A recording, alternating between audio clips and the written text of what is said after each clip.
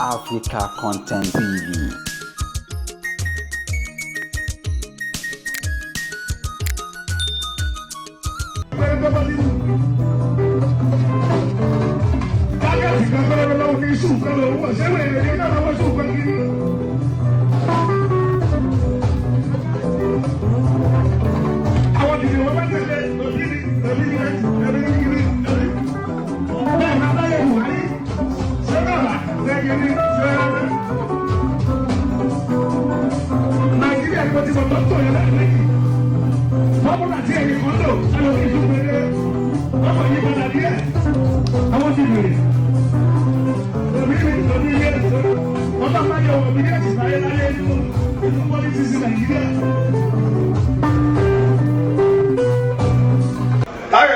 Wípé ó ti tán pátá táyé bá sọ wípé ó ti tán gbogbogbò ìgbàgbọ́ sọ pé ó ti tán Ọlọ́run tún lè ṣe Ọlọ́run tèrè ní kò sí ohun tí ò tó gbogbo káwọn lójú lọ Ọlọ́run ló lè ṣohun gbogbo Chineke Ọlọ́run ló lè ṣohun gbogbo Òsàlùgbà Ọlọ́run ló lè ṣohun gbogbo Òbángíjì Ọlọ́run ló lè ṣohun gbogbo.